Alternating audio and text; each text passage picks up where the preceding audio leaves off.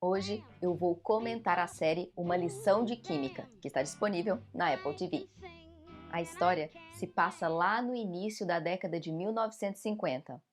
Nela, a personagem principal, a química Elizabeth Zott, abandona por um certo período o sonho de ser cientista devido à sociedade patriarcal. Depois de ser demitida do laboratório por estar grávida e ser solteira, ela acaba aceitando ser apresentadora de um programa de culinária na televisão e ensina as donas de casas subestimadas muito mais do que receitas. A série é baseada no livro de mesmo nome da autora estadunidense Bonnie Gamos, publicado em 2022.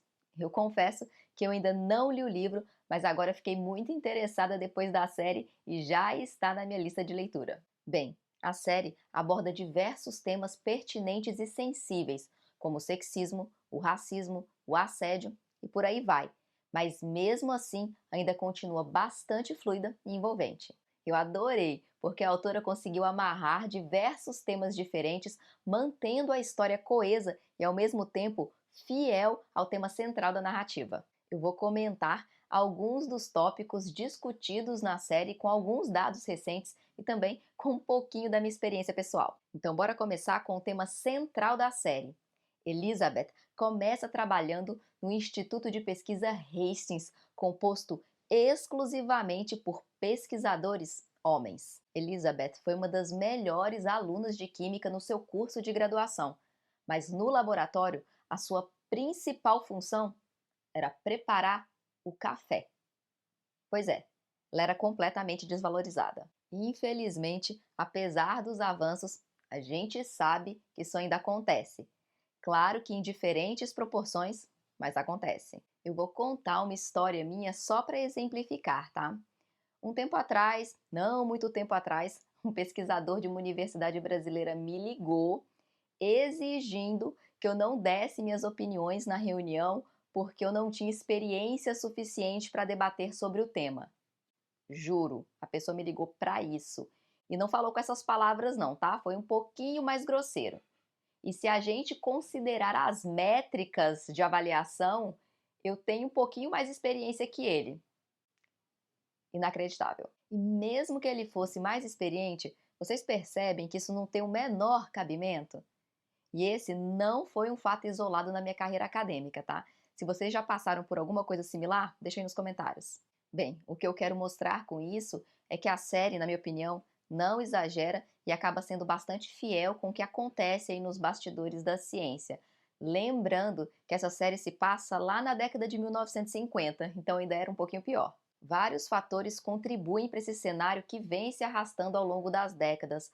A gente sabe, por exemplo, que o acesso das mulheres à educação em diversos níveis no Brasil aconteceu de maneira bastante lenta e tardia. Nós só fomos autorizadas a frequentar um curso superior em 1879. Para vocês terem uma ideia, Sonia Asher foi a primeira brasileira a obter um título de doutorado em física, defendido apenas em 1948 na Universidade de Cambridge, na Inglaterra. Só um parênteses aqui para ressaltar que ela foi orientada por ninguém menos que Paul Dirac, o Prêmio Nobel de Física de 1933. De lá para cá, as coisas melhoraram, claro, mas não muito. Hoje, nós mulheres compomos apenas 14% da Academia Brasileira de Ciências. Eu vou deixar um livro de recomendação para vocês que se chama Carreira e Família.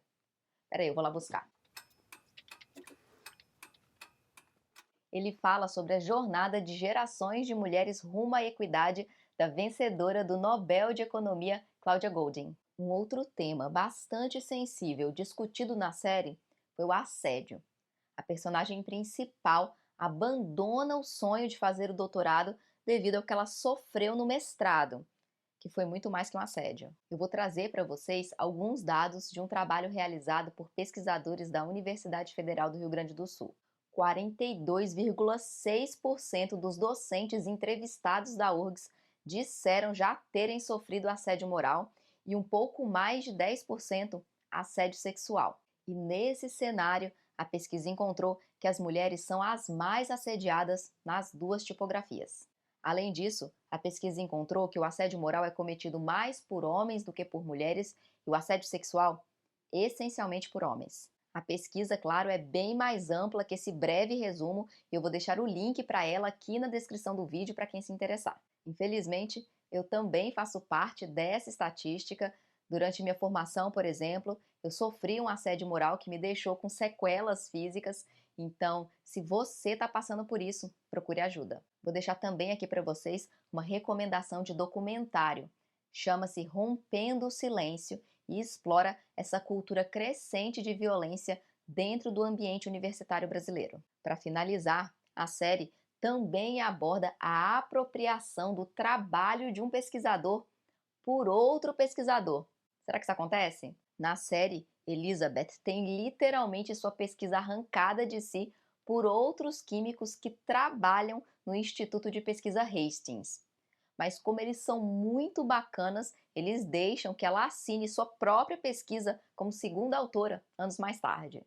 Eu vou citar aqui alguns casos famosos que provavelmente vocês conhecem, nos quais a pesquisa não foi retirada da cientista, mas a sua participação não foi devidamente valorizada. Talvez o caso mais notório seja o da astrofísica Jocelyn Bell Burnell, que descobriu os pulsares em 1967. A descoberta do pulsar renderia o Prêmio Nobel de Física de 1974 a seu orientador de doutorado, Anthony Hirsch. Podemos citar também a física sino-estadunidense Madame Wu, que conduziu o experimento de Wu, que contradizia o hipotético princípio da conservação da paridade. Essa descoberta resultou no Prêmio Nobel de Física para os seus colegas Tsung-Dao Lee e Chen Yang em 1957. E esses são apenas dois exemplos e que envolveram uma grande premiação. A série aborda muitos outros tópicos e é bastante sensível e rica. E apesar de alguns temas espinhosos, ela é leve. Eu acabei escolhendo os temas que mexeram um pouco mais comigo para trazer para vocês e também o que eu achava que fazia sentido com o que a gente faz aqui no Bariogênese. Fica a minha recomendação.